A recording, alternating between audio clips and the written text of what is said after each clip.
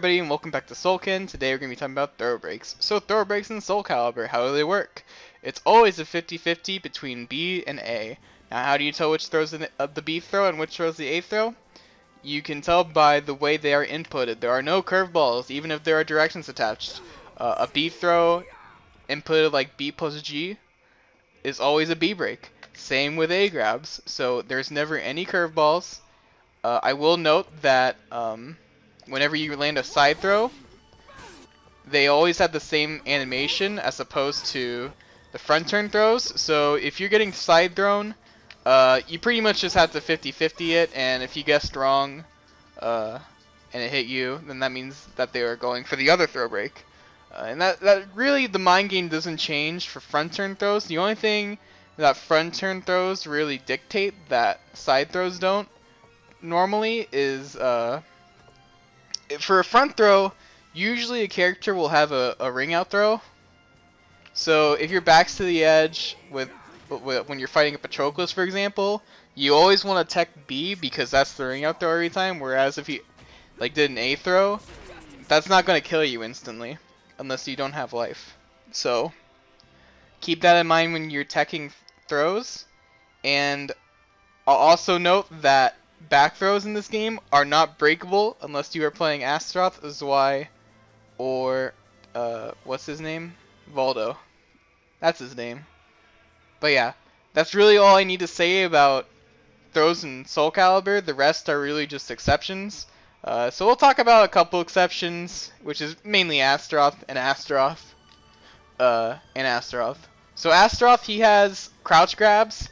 They basically are the same as regular throws, except they only work on people who are crouching.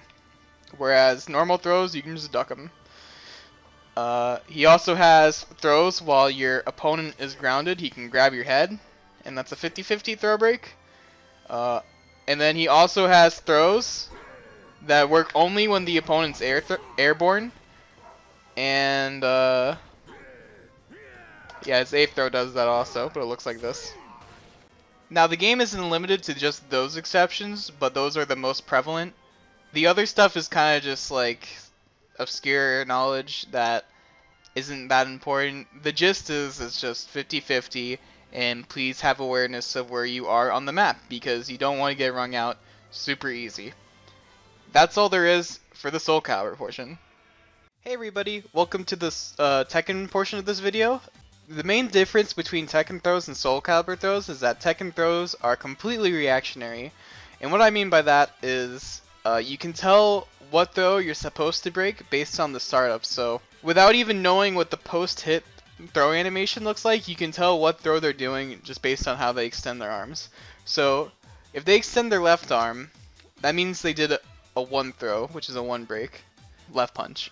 If they extended their right arm, it's a 2 throw, which is right punch. And then if they extend both arms, you have to press left punch and right punch at the same time, so it's a 1+2 throw break. Now every character has all 3 of these throw breaks, and sometimes the character you're fighting will also have like an air throw, but not always. Another thing about throw breaks in Tekken is that the generic throws and the 1+2 throws always have like a unique throw break animation, and I'll show you an example. So whenever Kazuya does his 2 throw, I kind of push him off and then go to the right. But if he does like his 1+2 throw, completely switch positions. So you can use throws that way as well. Is by not only testing the opponent's reactions, but by gaining ring positioning. And because they animate differently every single time, the post throw break frame advantage is always unique to the throw that you broke. So sometimes you'll have these instances like when you break Jin 2 throw where Jin is still at plus frames, but for the most part you're at frame advantage. And if you don't really want to like test stuff, you could always just create more space and play the neutral again instead of like banking on frames you don't know. So that's my advice for throw breaks, how to go about it. In regards to side throws, you want to ignore completely everything I said. It's completely relative to which side they threw you from. So if they approach you from your left side, it's always a 1 break, and if they approach you from your right side, it's always a 2 break. And if you get back thrown, there's nothing you can do about it besides duck it. So here's an example of what the throw break looks like after the side throw. Looks completely different, and yeah, that's really all there is to side throws. Another thing I'll note that every character has is they have this ultimate tackle, which is what you get whenever you're running, or some characters can just do it instantly in their command list, like Kazuya, and that's what it looks like after it hits them. And then once you're hit by the ultimate tackle, you'll have to guess between either 1 or 2, or some characters have a 1+2 break. Not every character, so it's all relative. And how you break the ultimate tackle, like I did earlier, it's just a 1+2 throw break. So if you ever see the ultimate tackle, press 1+2. The only character that really breaks the rules when it comes to Tekken throws is King.